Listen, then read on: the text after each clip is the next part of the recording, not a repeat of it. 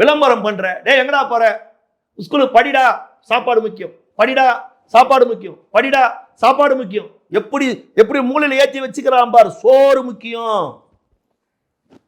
சோறு முக்கியம். ஏன்னா இவர் போடுறாராம் காலையில டிஃபன். குழந்தை வீட்டில இருந்து பசியா நடந்து வந்து அந்த ஸ்கூலுக்கு வந்து நீ கொடுக்குற அந்த புழு பூத்த பொங்கலையோ புழுத்து போன அந்த உப்புமாவை சாப்பிட்ற அளவுக்கு தானே அந்த நாடை நீங்க வச்சிருக்கிறீங்க. இத்தனை வருஷம் ஆண்டு நீங்க கீழ்ச்ச கிழியில அந்த கேவலத்துல தான் இந்த நாடு இருக்குது. குழந்தை தட்டெடுக்கிற நிலைமை தான் இருக்குது. புரட்சி தலைவர் 30-32 வருஷத்துக்கு முன்ன சத்துணவு கொண்டு வந்தாருன்னா அன்னைக்கு இருந்த நிலைமை வேற, அன்னைக்கு இருந்த நிலைமை வேற. அப்ப அதே நிலைமையில தான் இன்னைக்கு வச்சிருக்காங்க. இன்னைக்கும் இத்தனை வருஷம் போயும்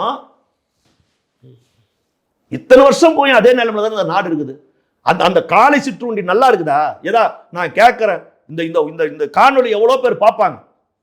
அரசு பள்ளியில படிக்கிற அந்த சத்துணவுல காலை உணவை சாப்பிடுற அந்த குழந்தைங்களை கேட்டு பாருங்க, அவங்க பேரண்ட்ஸை கேட்டு பாருங்க. குப்பையில கொட்டுதுங்க அந்த குழந்தைங்க, குப்பையில கொட்டுதுங்க.